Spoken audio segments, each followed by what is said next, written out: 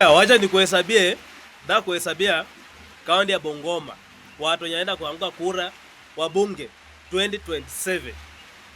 Mbunge wa kwanza Majimbo Kalasinga, mbunge wa pili Jaka Wamboka, mbunge wa tatu David Makali, mbunge wa nne kaunti ya Bungoma John Waluke. Kenda kwa gavana wenye anaenda kupita, wenye anaenda kuanguka na mwenye atapita, mwenye ataanguka wa kwanza, mwenye atakuwa wa kwanza kuanguka Sakaria Barasa nyumbani,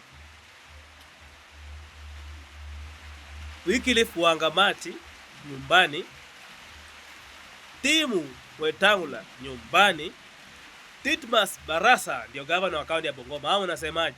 Kama hauna cha kusema, kwenda nyumbani ulale.